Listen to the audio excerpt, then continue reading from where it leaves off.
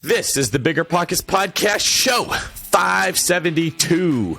I didn't want society to write my sentence one way, easily thinking like, okay, this young woman is pregnant before she gets married and, all these kind of scenarios. You can instantly just kind of think, okay, this is what her life is going to turn out. But I am just in a situation, I don't want society to write my story, and I want to encourage other people that they can write their own story too, even if they don't have a perfect past.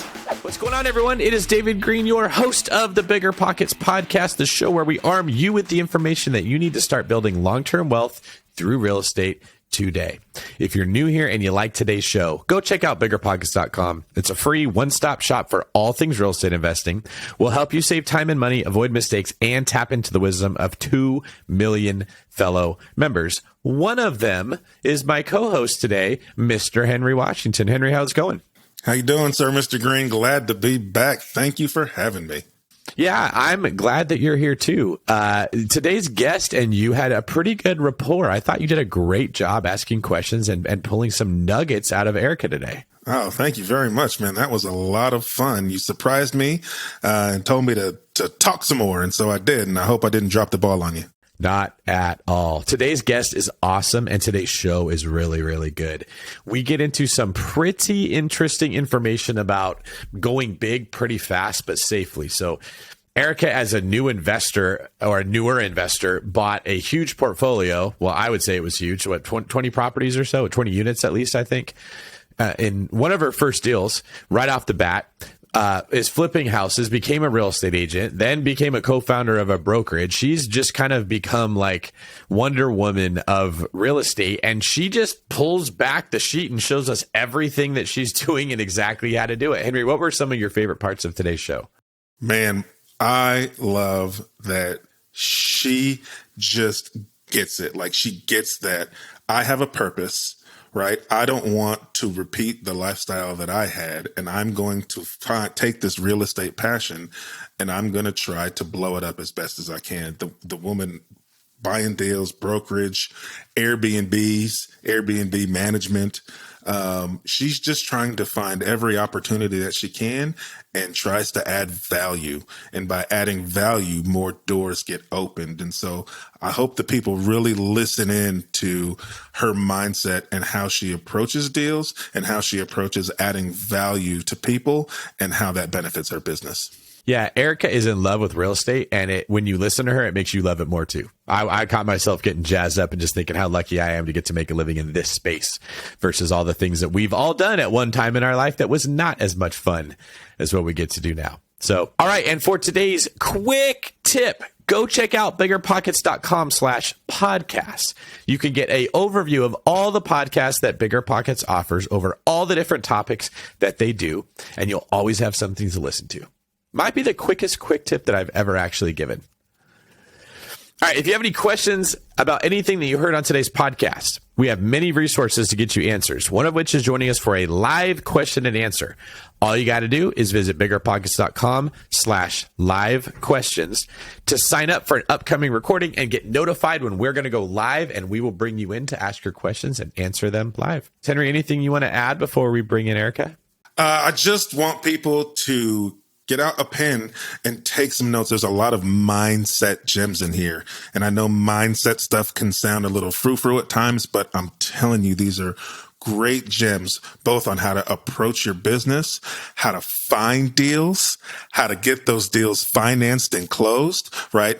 All of these things that she was able to do without a ton of experience is because she's got this great mindset and approach. So try to write some of that stuff down and write down how you can implement it in your business for you. Very nice. All right, let's bring in Erika. Erika Brown, welcome to the Bigger Pockets podcast. I'm so happy to be here. Thank you so much for having me. Erika, man, it's great talking to you again. So we chit-chatted at the Bigger Pockets conference, yes? Yes, it's so good to see you guys again. And I met David, and he didn't even know who I was. That's okay. He barely knows who I am. Right. It's fine. Right. Awesome. So tell us a little bit about how you got started in real estate. Oh, man, it just kind of like happened, which was crazy. I was working a 9 to 5. And I thought, I'm going to retire from this company. I'm going to be there until I'm 65. And I was, killing it. I was managing a sales team. I used to be a banker. And then I worked my way up to be the manager, and everything was working out really good. But I just realized hey, I want a little bit more flexibility. I want to, continue to grow. So, I started applying, networking. I would apply for the job, get the best reference, get my manager gave me a 10 out of 10 and still not get the job over and over and over again. And so I'm like, what is happening? At the same time, I moved to this area of Atlanta that was way up and coming. I don't even want to say up and coming. It was just there, right? And a lot of people had lots of perceptions about it, but I moved there with my family. And also I moved there with 3 other people. We all moved to this neighborhood together. and then we just started to break down a bunch of perceptions. So then my friends were like, well, how is it living over there? And I'm like, it's great. We do this, we do that. Let me show you. There's a house for sale.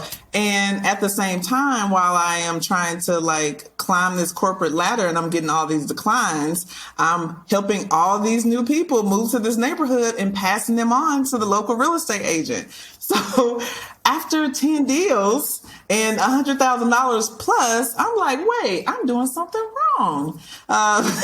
So then when I decided, let me look into this whole real estate thing. So you basically became an ambassador for your neighborhood, yes. Showing people the ropes, what's so great about where you live, showing them houses for sale, and then they buy houses, and then you didn't get paid. Didn't get paid. And I'm at the bank, right? And most of my clients are very wealthy. And I'm asking questions. How did you get your money? How did you build your wealth? And even if they're a corporate person or an entrepreneur, I start seeing patterns, and they all in some form or fashion invested in real estate. And so those two kind of connections began to happen, which really kind of made me to start to think, okay, maybe, retiring at this company is not is not what's going to happen for me. Maybe my journey will be different. That's awesome. So where's your portfolio right now? So is it all Atlanta based, or talk a little bit about that? It is mostly Atlanta. I have a property now in Texas that I inherited. But everything else is in Atlanta, and it's in the city, 15 to 20 minutes from downtown. I love that. I love your story about figuring out, who all these wealthy people were and what were they doing to get wealthy. I tell people all the time, if you want to be wealthy, you got to do what the wealthy people do, right? And if you want to know what the wealthy people do, you can just ask. Most of them will tell you. Most of them, it's not a big secret. They love talking about it. I tell new investors all the time, go to these RIA meetings and start talking to people. If you don't know what you're doing, investors love talking about their deals. They'll give you all kinds of juicy information as long as you go and you start talking to them. And I love that you took that approach. And I found it, I had a very similar kind of beginning where mine was through a TED Talk. I watched a TED Talk of this kid talking about real estate and him being financially free and owning 20 something properties. And I was like, well, if he can do it, I can do it. Right. You quickly learn that this stuff it's public knowledge. It's out there and people are doing it. And it's really just a matter of having the right mindset and taking action. So I love that, man. Dave, do you have anything to add? I think what you guys said was very insightful, even though it sounds simple. So I don't want it to get glossed over. If you want to be wealthy, do what wealthy people do.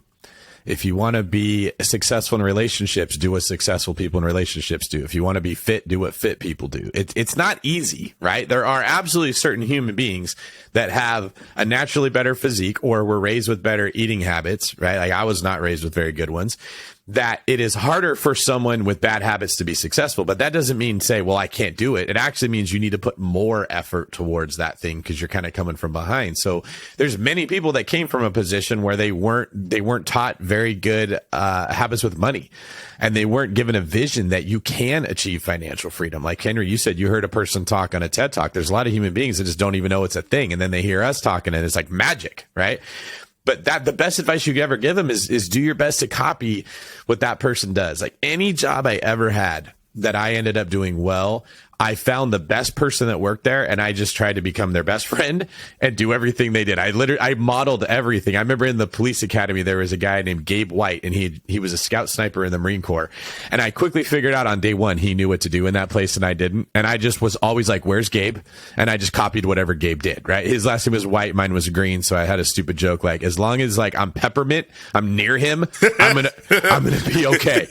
And, I just want, like, Erika, as we hear your story, I would love for everyone listening to just think, if I do what Erika does, I'll get what Erika has. If I do what Henry does, I'll get what Henry has. I say it all the time. I just said it on the post last week on Instagram. I was like, I didn't have any type of like, super secret sauce, Jay-Z type like story. It was just like millions of decisions every day, discipline happening over years. That's really it. It wasn't anything super, sexy. So tell us a little bit about, what is your portfolio like? What's it composed of right now? And then if you wouldn't mind, tell us a little bit about like how that first one came. Like, how'd you go from being a real estate Atlanta tour guide to closing your first deal? That's so funny. So right now I have a mix of single family homes and small multifamily. I have I just actually closed on a 20 unit apartment development. So it's 5 quads on the same street right next to one another. And then I own another quad, a duplex, and then I have a couple single family conversions where we've converted them to duplex. So, and I do a bunch of different investing, long-term Airbnb, travel nurse, regular long-term rental, and then I'm getting ready to get into the veteran voucher program. So I like to do it all. I like to diversify. Awesome. So which one was the first one and how'd you get there? All right. So the first one, I left the job. So I got my real estate license, and luckily it was in a great time of the market. I had clients already ready to go because I had been showing them houses through the other realtor. And so I tried to work part-time as an agent in my manager role for a few months, and it just was not working. So I left like cold turkey. And I started selling real estate full time. At the time, I got hooked up with an investor friend. He was an apartment guy, but he was looking to acquire some single family homes. And, with new agents, you don't have much going on. So it's kind of like you take whatever deal is happening in front of you. And he was like, hey, I want you to drive these neighborhoods and write down these vacant homes and look them up and try to find the owners. So because I had a lot of free time, because I was a new agent, I started looking up properties online with the tax assessor. And I noticed that this one neighborhood had like 20 properties owned by the same LLC. And so I was like, well, instead of me just, looking up these individual homes, let me just call them. Let me find a number, call them, try to get the entire portfolio. So I get someone on the phone, and they're in Florida, and they're like, they're going to liquidate their whole portfolio. And I was like, okay, that's cool. Like, send me everything. He's like, hey, if you're going to send us an offer, send it to us fast because we haven't done any appraisals. I said, okay. I said, I'm looking for my client, but I actually want to buy one myself. If I just want to buy one, is that okay? and they were like, yeah, sure.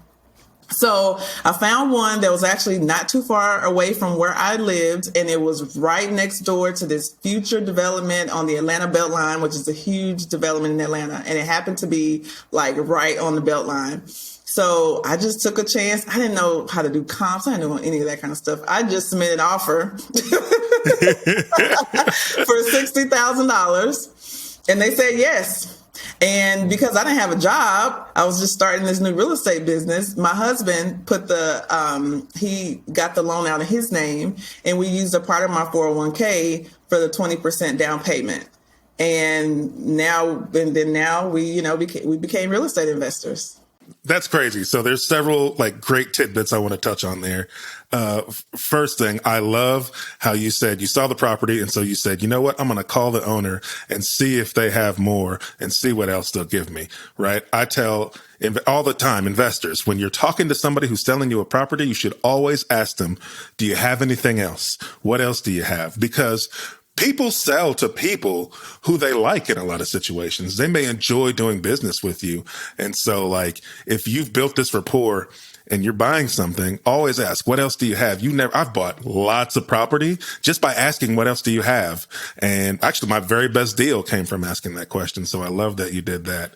And then you mentioned that you were working full time, and then you started to do some real estate agent work on the side. And I know a lot of new investors are interested in becoming real estate agents. And you said you quickly saw that it was going to be hard for you to kind of give your best to both, right? And so you decided to leave your corporate job to do real estate as an agent full time. I know David, he's been an agent for a long time. So what do you kind of think about kind of making that part-time to full-time transition, especially so quick, and that mindset?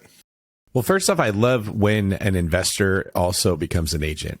The industry needs more of them, frankly, because if you are buying property yourself, there's just a different understanding you have of it when you're representing someone than when your broker is telling you what you're supposed to do and you're going through the motions, but you don't really get it. It's kind of like having a coach that never played the sport that they're coaching you in. They might know what they're supposed to say, but it's not the same as if they did it and they understand.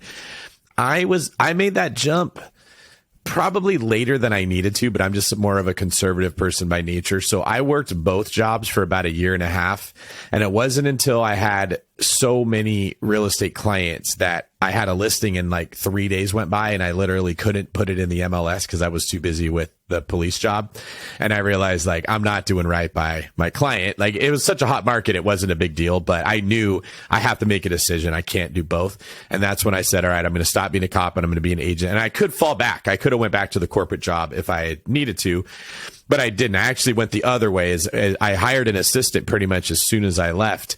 And then I said, okay, you're going to handle the admin, and that way I can focus on sales because I'm scared to death. I'm not going to have enough people coming in. Like, when you're an agent, and we don't talk about this, but we are terrified 23.5 hours a day of where our leads are going to come from.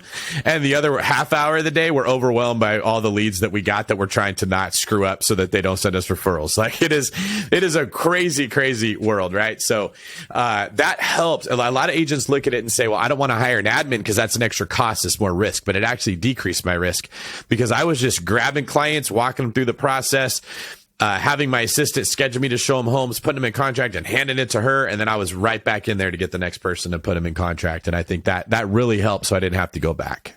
Right. And it was I did something similar because I built a team really quickly because I seen the value of a team working at the bank. So I hired an admin and brought on an agent year 2 when they were like, what are you doing? How are you going to start a team when you don't even know what you're doing? I've seen the value of that delegating and being able to have my time to go back out and sell. So it's a real thing.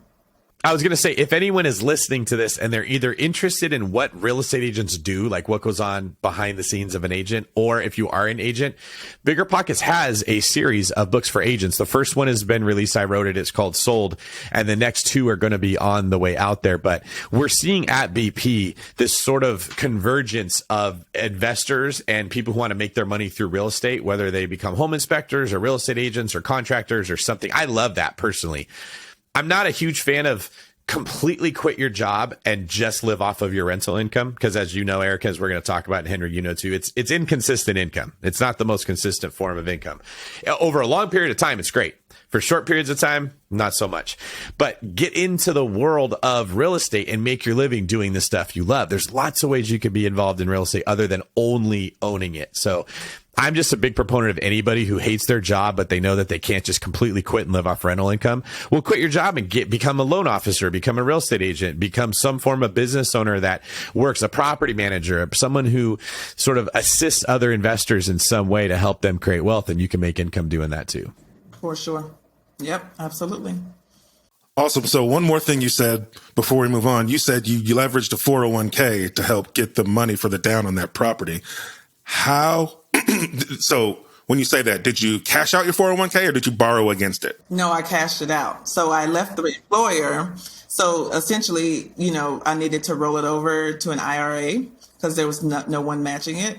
And so I cashed out, paid the penalty, and bought this property. But it was amazing. I mean, I put around 20 something thousand down.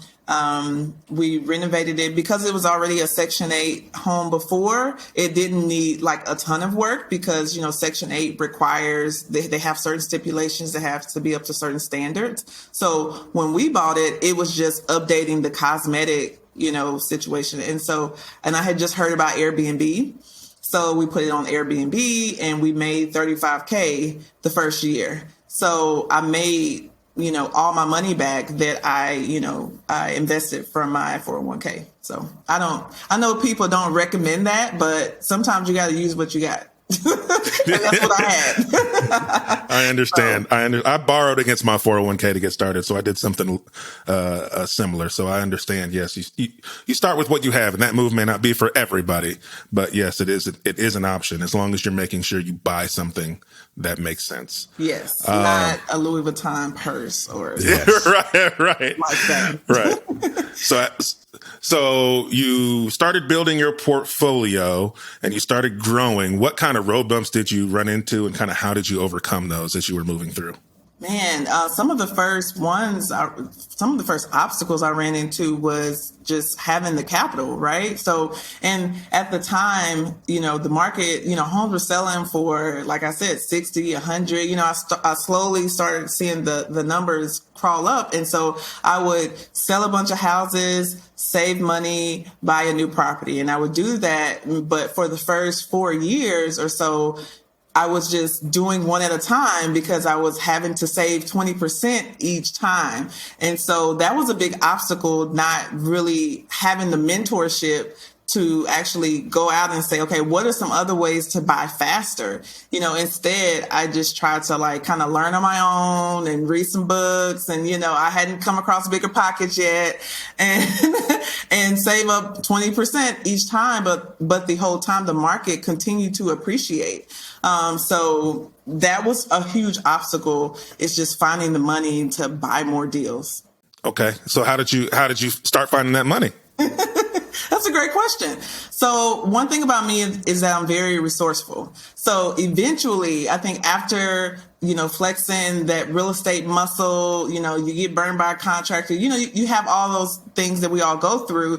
You eventually start talking to people a little bit more and recognizing hey, I need a little bit more community. I need to ask people. I need to reach out to people. And so one of that first client that I mentioned, he actually became my mentor over time. And I just said, hey, what can I do to buy properties faster? And he's like, hey, let me introduce you to this lender that I use. And you can take advantage of, this commercial line of credit. And this is what we do. We buy properties. We buy properties that we have to improve at, 70% or lower. And then we renovate it and then we rent it. He basically described to me the Burr method, but did not know it was called the Burr method. Right. And I was like, okay. And so what happened was I actually helped them find a property and utilize that method. And through that process, I learned how to do the Burr method myself. So then I began actually doing the Burr method after, doing it with the client and asking questions like always. And so once I figured out the Burr method and then got connected to the right lender so that I can stop using all my money every single time, then that next year I bought 4 properties in 1 year.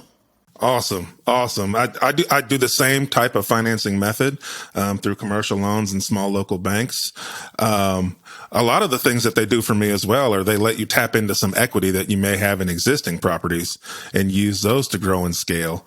And another method that we've used is there's a chunk of my portfolio that I own with a partner. Have you dove into partnerships and kind of what are you have you leveraged some equity as well to scale? Yes, and that was a whole happenstance situation too. So a good friend of mine, I've known him since college, and he's done well, built his wealth, entrepreneur, all this kind of stuff. So we're just friends, kept in touch.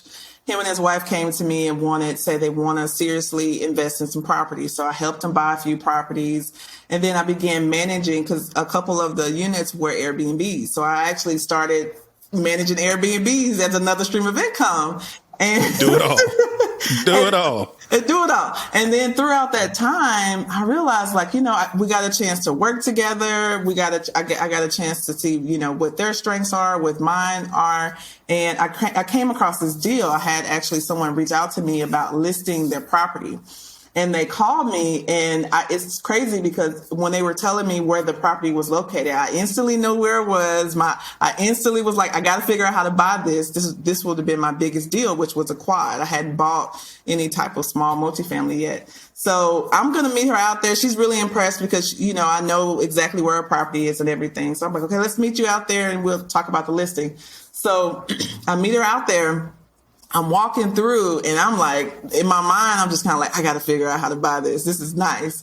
And at the end of the appointment, I said, you know what? I think your property is worth this. Also, let me let you know, I am also an investor. I would love the opportunity to place an offer on your property. Would you give me to the weekend to put an offer together? She said, yes. So I said, okay, great. So I went back home, started talking to my husband. I was like, we got to figure out how to buy this. And this was August of 2020. So we were in very uncertain times, and this property was located right by a bunch of colleges. And that's kind of was like the economic driver for real estate in that area. So it was like a big risk to, move forward and try to buy this property. My mentor actually said, I don't think it's a good idea. I don't think you should buy it. It's going to be hard to rent it. But I started figuring out the numbers and it's like, okay, because this property they've already improved the value. It's already rented out. I can't necessarily find a scenario where the BRRRR method works. So I do have this commercial line of credit, but I have to put down 15 to 20%. And that's $85,000. So it's like, oh, I don't want to spend $85,000. How are we going to figure this out? All the while, my friend and client had been talking to my husband, and he's like, I really seriously want to invest. But, they're out busy, has money, but not in the business to actually see the deals. So I said, okay, what if we decided to do this together? So we walked the property together. And we said, okay, do you like it? He said he liked it. I told him about the deal, how it can make us money. And I proposed, okay, so what if you put the upfront capital, you purchased it, I, improved the values, I rented out. And then after a year, we refinance it based on the actual value and you get your money back. What do you think? And he said, great. And we got on the phone with an attorney, put together an operating agreement, submitted an offer, and it didn't even hit the market. And then that's where our partnership started. I love it. I love that because a lot of people are interested in potentially working with partners, but it tends to scare some people as well. But what you said that I liked is you said that they heard what I was doing and then they came and said they wanted to invest, right? And so I think the fundamental value there is be passionate and share what you do with people, and people will find you, money will find you, especially if you're good at finding deals, right? And so sharing what you're doing with people can bring people to you. Now, does that mean you should partner with everybody who comes to you with a check and says, I want to invest? Absolutely not. But you found a way to form a valuable partnership where you find the deals, you put in the sweat equity, they have the money, they maybe don't have the time. And so you each bring something different to the table that creates value, and then you split a deal. And that's essentially kind of the foundation for a good partnership. Obviously, there's things that you should do to vet somebody in between there. You said you knew them, so that helps. But you want to make sure that you are partnering with somebody who brings something to the table a little different than you. And then I like that you said you called a lawyer and then you put together an operating agreement. Yes. That's huge. You can be friends, you can be family, still get it all on paper up front, write it down, even if it's just a contract between you and them and no lawyer. If it's in writing, it'll help avoid a lot of problems in the future, man. What are your thoughts on that, David? I think we all know that's the right move to make, but we don't make it. And so as I'm sitting here thinking about, well, what's different about Erika, that she's like, it's a phone call to a person who does this for a living, I could solve this problem, versus I don't know. What am I going to say? What if the attorney says this? I don't want to have to pay him. What if it goes bad? You know what? This is probably just God doesn't want this to happen for me because they're suing, right? And as I'm reading through Erika's story, I'm seeing where you've come from likely had a lot to do with your drive to make this happen. And what happens is for someone like you, Erika, my assumption is that is not a hard thing because you've been through harder things in life and you've harnessed that pain and struggle and put it in real estate investing. And now you're crushing it and it doesn't seem hard. And other people listening to this like, well, man, why can't I be like Erika? Well, Erika's harnessed her pain, and I'm just wondering, I know you mentioned that you're willing to share your story, so I hope you don't mind me asking, but can you share us a little bit of your background about your parents, where your family came from, and like what it was like growing up that helped create this mindset that has now given you the superpower, and you're like Captain Marvel out here taking down houses? No, it's a real thing. I mean, my parents grew up extremely poor. My dad was a sharecropper until like the 70s, which means that his family picked cotton. My mom just grew up in a 2-room house and didn't have a bathroom until she was 18. So and these are my parents, and they're in, well, my dad recently passed, but my mom is in the 60s. So they're not like really old. And they just really taught us the value of hard work and just grinding. So even as a young child, nothing was given to me. I've been working since I was 14, And so I just learned a lot from them, and just throughout, even myself personally, I got pregnant before I got married. I wasn't finished with school, and it was a hard road, starting out. And so I think for me, I'm just not going to, let them down. I'm going to make them proud, and I'm going to leverage my resources and look around me and figure out what I need to do to accomplish my goals. And I think really what's also really important is like recognizing that I didn't want society to write my sentence one way, easily thinking like, okay, this young woman is pregnant before she gets married, and, all these kind of scenarios. You can instantly just kind of think, okay, this is what her life is going to turn out. But I am just in a situation, I don't want society to write my story. And I want to encourage other people that they can write their own story too, even if they don't have a perfect past and come from the perfect scenario. I think what I love about what you're saying is in many cases, if we don't do anything to change it, you do take that road that people can see, right? Like you become a statistic. It really what to me is I see it like it's a downhill path. And you don't graduate. This is not you, but just a hypothetical scenario. You don't graduate high school. You get pregnant. You disappoint people. Your parents were hard workers, but they weren't really like financially savvy. So they didn't teach you these things. It's not hard to predict where that goes, right? All things left alone, that's probably where it's going to happen.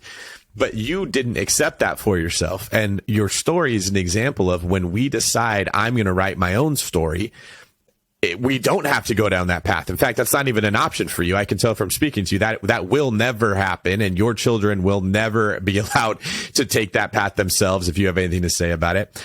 And real estate is, at least as far as what I'm seeing, and I'm sure you two would agree, the best tool to change that trajectory. I don't know of a better one that could take somebody with the background that you came from and have you become a superstar.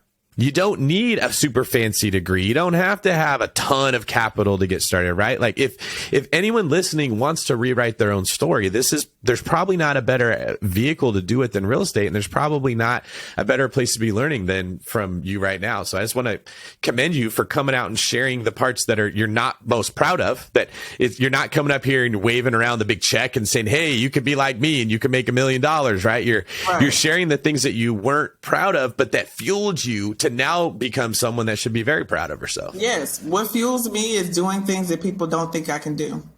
That is what, man, did you guys watch The Last Dance? They said, tell Michael Jordan that he can't do something. That's me. I love when people tell me I can't do something. I'm like, okay, all right, that's cool. I'll show you, The other part, what I love about what I'm hearing is that you've then taken this experience that you had through your upbringing, and then now this experience that you had that kind of got you started in real estate and showing people properties. And not only have you turned it into investment, but like you've now got this kind of purpose-driven business. And I have a feeling that all that comes as a accumulation of all those experiences. Why don't you tell everybody a little bit about like where you are now and how all this has come full circle for you? Man, what's crazy is like a part of like as I was working that 9 to 5 and driving to work, I would pass up so many people like sitting just kind of like I'm driving to work, I have a goal, and they're just kind of like hanging out, just chilling, like didn't have anything to do, right? And so I knew that, okay, I don't know how, but I feel like real estate is going to provide an opportunity to be able to provide jobs. I'm not sure how, but I know that I can do this through real estate. And so the purpose-driven businesses were birthed out of just that fuel to want to like share, like, hey, you can hope, you can want something different from yourself too. So from the real estate sales then led to just hiring agents who also, don't come from like the best situations that want to change the trajectory of their homes in their lives. And then that birthed into, starting a landscaping company, right? That provides jobs for our neighborhood. And it actually physically beautifies the neighborhood as well. Then that led to co-founding with a group of other local top performing agents to form this purpose-driven brokerage to say, we're going to put our foot down and say, hey, we want to we're in real estate. We want to make money, but we want to provide an opportunity for everyone to home for everyone. So we're going to say that is our mission. And through that, we utilize real estate. And so it's just been a full circle. It's been a great journey, and yeah, I'm just honored to be able to do it and to, be a small part of it. If I was to ask you, Erika, what is your superpower when it comes to investing? What do you think you do better than other people? I think I see the treasure that's in front of me more than other people. And I teach I teach people how to invest as well. And that's exactly how I teach them. It's like, okay, you may say, I can't do this. I don't have this. But what do you have? Let's start talking about what do you have? What are your goals? And how can we have some of those things aligned? So I think my superpower is that I am resourceful to the max. If you give me something, if you give me some lemons, I'm going to make a lemonade soda for the block, So I think that is a superpower that I have that's been super helpful. And I'm not afraid to, ask questions, and I'm not afraid to admit that I don't know something.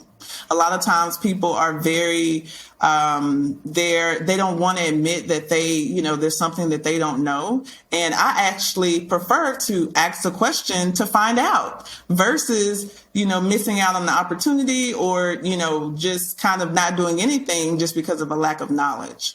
I love that. I often tell people when you're going to answer a question, especially when you feel like the answer is no, don't just say no, but think through what you can do. Right. Instead. And that typically sets you apart from anybody else who that person may be interacting with. And the magic in finding great deals, the magic in being successful is being of value, right? We've said it multiple times on this show alone, right? And so this doesn't go for just investing, but it goes for anything. If you can approach situations from a perspective of, what can I do instead of I can't, or no, I can't do that, or no, that won't happen. But give people something more that you can do. You create longer lasting, more beneficial working relationships, and you will always be on the top of somebody's mind when the time comes for them to start working with you, when they do have that deal, right? When they do have an opportunity, they're going to think, I want to work with that person because that's the person who tried to add value to me when everybody else kept saying no. That's so good. And I had to learn that the hard way. I have a quick story about that. I had a situation where my husband's frat brother called us and said, hey, I have this house. I want to sell it to you. It's $20,000. He had some type of tax situation and he just needed to get out of it fast. And at the time, we were in the process of purchasing our second investment property. And again, we were putting 20% down. That $20,000 was all the money we had. And so I thought about it for like 24 hours. And then I came back to him and I said, I can't do it. I didn't call anyone. I didn't ask for advice. I just looked at it just based on a very narrow, scenario with my own personal finances and said no. A year later, their property was renovated and sold. It sold for $315,000. They probably put about $100,000 into it, but they made over $275,000. And when I seen that happen, I said, okay, no more. I'm not going to do that anymore. I pray that I'd have $20,000. And two, I'm going to say yes, and I'm going to figure it out. So that type of opportunity that I missed out on fueled me to say yes more instead of saying no and just, counting myself out. Henry, to your point, I want to add something before we move on to the deal deep dive. That was an amazing piece of advice you both gave regarding if you can't do it, don't just say no. When you say, no, I can't, you're coming from a place of yourself. Nope, this doesn't benefit me. I can't help you. That's all there is to it. It's not my problem is what you're basically telling someone. When you say, no, I can't do this, but I can do this. You're being honest that you cannot help them, but you are saying, I care about your situation and I can help you in this way. So I would say that is a very good step for anyone who wants to build wealth in a capitalistic society. It's how much value do you bring to other people? And that's the thing that people who want money, but they don't want to bring value never get it. People who bring value end up having friends and money. That's usually the way that it works, right? The rich get richer in that sense. The next piece I would just add on to it is after the conversation, ask yourself, why could I not help them? What would need to change so that I could help future people? That's probably, Erika, how you became a real estate agent is you had all these people asking you, how do I do that? And you were like, I can't help you. I'm doing it myself. And at a certain point you said, all right, I'm just going to help them. I'll just get my license and I'll help them do the same thing I'm doing. Now you have another source of income because you're helping people. That became a team that you built. Now you become a business owner. That became a brokerage that you're talking about. Or I don't know, do you own the brokerage or do you just work in it? No, I'm a co-founder of the brokerage. Okay. So now you co-found a brokerage and now you're helping people in all of these ways as your wealth is growing as well. That's the secret. This is what you won't learn in a real estate course or a guru who tries to tell you how you can make $100,000 really easy isn't explaining it. It has to be how you bring value to people. And I love that you two both mentioned if you are asking yourself the question of like, well, how could I help them? What would I have to change? You will fall into money. Yeah, 100%. Absolutely. That has been 100% my experience. Awesome. Well, now it's the part of the show where we move on to our deep dive. Deep dive. All right. So this is the part of the show where we dive deep into a specific deal with our guest. You have one in mind? Yeah, absolutely. So go ahead. Awesome. So first question is, what kind of property is it? This is a single family home that has a basement unit. Awesome. And how did you find it? I flipped the home with a friend of mine's next door, and the seller just came to me and said, hey, do you want to buy my property? I want to move. And I said, yes. That's exactly how it happened. I got to say, you told the story at the beginning, like I just looked up this corporation and called the guy and he said, yeah, I want to sell my properties. And your neighbor came up to you, right? I think a lot of people get in their mind that like, I don't have time to make 9,000 phone calls to find the one person that wants to sell. It doesn't always work that way, especially if you're in the right market. Like I think, Erika, your energy is just out there looking to make something happen and people are finding you. Like you look like an approachable person. I would have no problem coming to talk to you. And so there's something to be said for that as well. I think that's awesome. They walked up to you and said, do you want to buy my house? So how much did you buy it for? So we closed at 235,000. Awesome. So how'd you get to that number? How'd you negotiate it? Oh, that was interesting. So he said, I want to sell you my house. I said yes. And then I said, okay, how much do you think it's worth? How much do you want for it? And he said 260. And I was like, no way. And he said 260. I need 260. I said, okay. So I sent him an offer for 260. I got a home inspection. I got my plumber in there. I got, all my trades. And he had like just so many things were like shoddy, that need to be done. So I sent him this email and I sent him all my inspections and my estimates. And I said, hey, I need to buy your property for $240 is what I said. And here's why. And if you say yes, I can close in 2 weeks. And he pushed back a little bit more. And we ended up landing at 235. So you counted at 240. No, then sorry. You pushed back. He counted at Okay. So I counted at 230. He counted at 240. We landed at 235. Sorry about that. Yep. So what you said real quick that I love is he said he wanted 260. You said no. He said I want 260, and you went ahead and locked it up, right? Because I have to get under contract. Atlanta is such a hot market. Someone can come right behind me and get it under 260, whatever, and I miss out on a deal. I don't have time to hackle back and forth. Especially and I think an off-market deal. A lot of new investors would see that and say, okay, well, I can't do 260, right? And again, you are right on. You said you see the value that other people don't, right? And so by locking it up under contract, you gave yourself controlling interest and no one else could have that. And then you did your due diligence to get to your number. Now, if it had come back and you still wouldn't budge, you still have the option to get out, but you gave yourself a shot by locking it up. I love that. Yeah, I do it every time like that. How did you end up funding the deal? I got a private lender that basically gives me 95%. So they they paid the purchase price of the property. I put down 5%.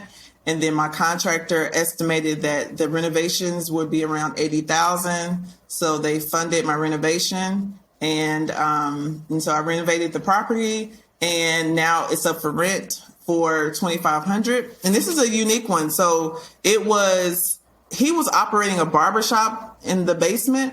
And so I converted the basement to a loft apartment. So the upstairs will be renting, it's up for rent. We're going through applications right now for $2,500. And then the downstairs basement is going to be a completely separate unit that we're going to put on Airbnb on the weekends because it's right by downtown. And Monday through Thursday, we're going to actually list it on a platform called PeerSpace. Have you guys heard of PeerSpace? I have heard of PeerSpace. That's awesome. So PeerSpace will be Monday through Thursday, and then Airbnb on the weekends. Awesome. So the next question is, what was the outcome? But I think you just told us. Yes. Why don't you take the last one, Henry? What lessons did you learn from this deal? Oh, wow. That's a great one. One, I learned, so this was an interesting deal. So I got my contractor to do the estimate for me, and I thought that it was high. So I said, you know what? I'm not going to move forward with you on this deal. I'm going to sub it out myself. And it ended up pretty much being the same, the same cost. So that was the deal I learned. Maybe ask more questions and, figure out, because a lot of times, the numbers can come up pretty much the same. Another one was really just, being available. Like I said, the guy, he reached out to me. I have been coming to the house. Whenever I'm renovating a property, I get to know everyone on the street. I'm talking to them. I'm letting them know what's going on. They're looking out for my property, so I don't have any theft issues. So just really continuing to network, be approachable and look out for opportunities was a big one I learned on this one. I like that lesson, because oftentimes what we forget to factor in when we're going to start subcontracting out jobs to save some money is that our time costs money too.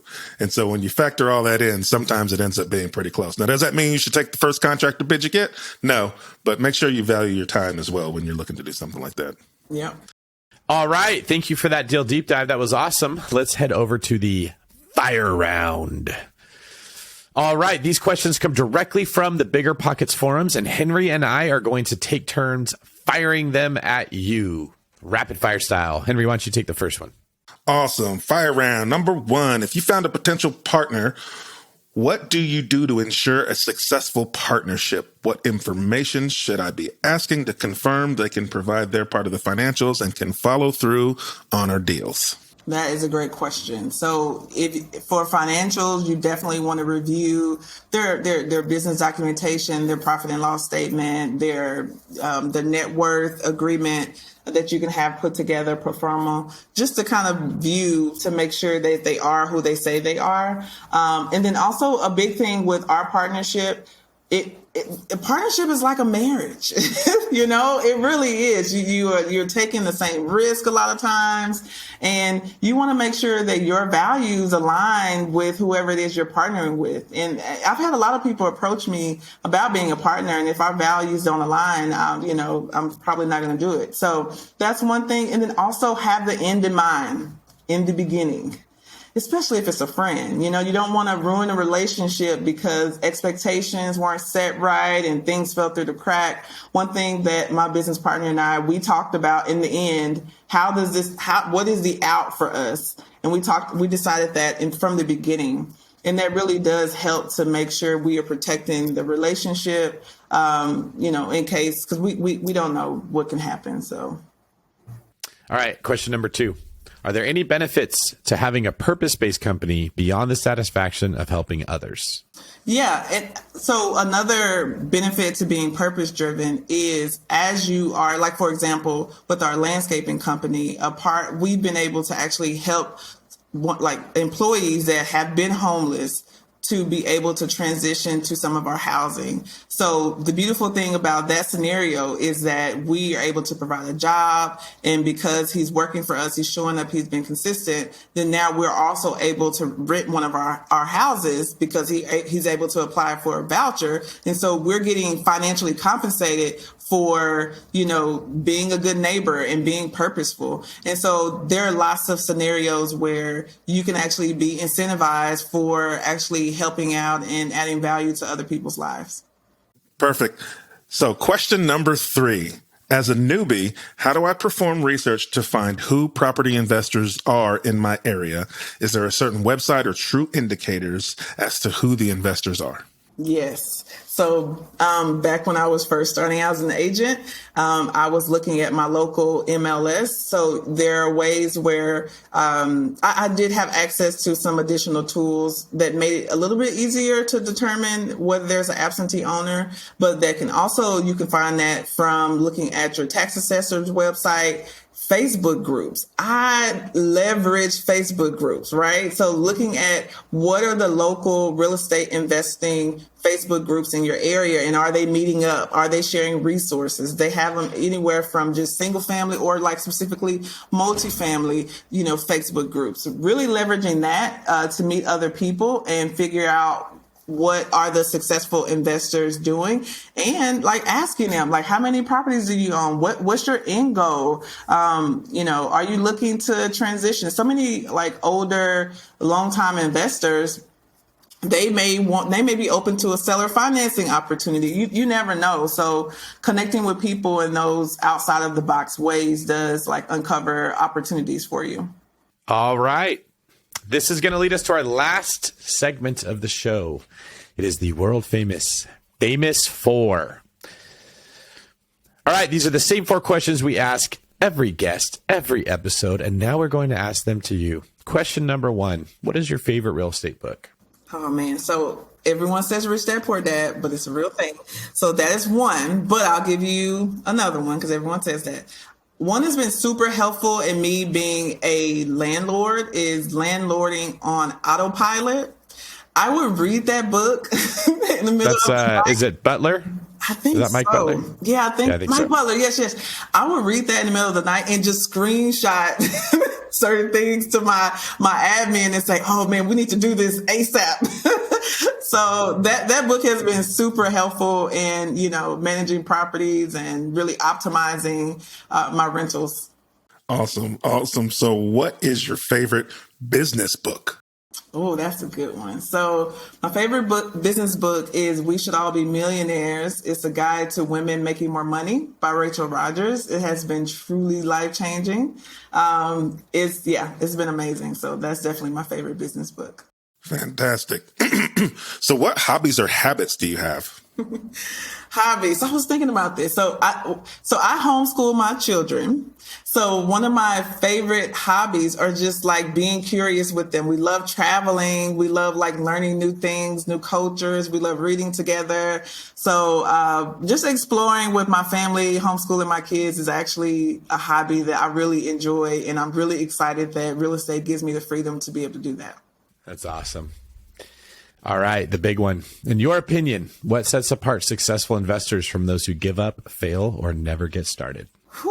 I think figuring out what fuels you and really just going in and like using that as your mantra of life, whether you write it out and you put it on your mirror and you look at it every single day, or building your group of women, your group of men or women around you that are rooting you on, that are also like-minded. That is really what's going to help you be successful long term. So having that community, one, and then two, working on your mindset, really identifying what is fueling me, what is my why, how can I put this in front of myself every single day, and remind myself of why I'm doing this. That's amazing. Thank you. So tell the people where they can find out more about you.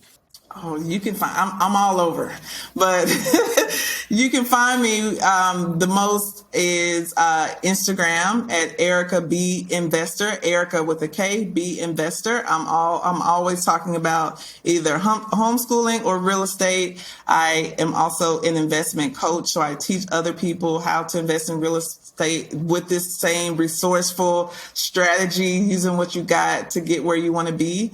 You can also find me on YouTube. I have a YouTube channel as well with Erika B, Owning It and Living It. Well, thank you, Erika. This has been awesome. It's been insightful. It's been educational. It's been inspirational. It's been a lot of pulls.